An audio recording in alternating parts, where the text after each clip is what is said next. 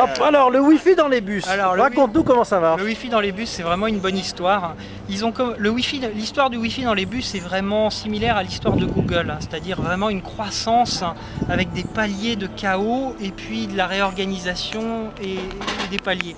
Et donc ça a commencé, ils mettaient une carte Edge dans un bus, donc un téléphone portable en fait, hein, qui se connecte à Internet avec un débit de 196 kilobits par seconde.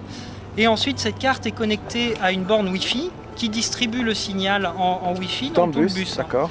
Alors moi j'utilisais ça il y a 2 ans, je trouvais ça génial.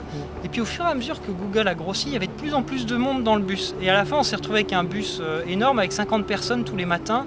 Il y avait plus de queues pour le bus Google que pour le Munich et le Transportation System. Donc c'est un moyen intelligent de promouvoir le covoiturage en quelque sorte.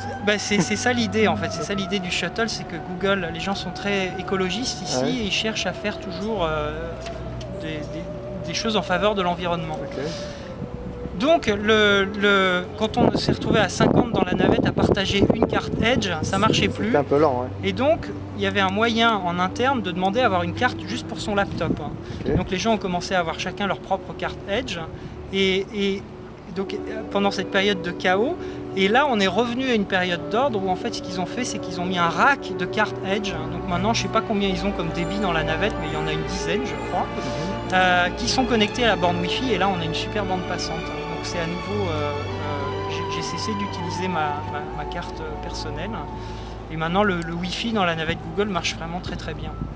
Et donc ça donne un peu une idée de comment ça marche ici chez Google. On teste les choses sur une petite échelle et puis après on généralise, on met plein de choses en parallèle qui sont assez similaires. C'est comme ça que marchent les data centers, le software, l'infrastructure et le business.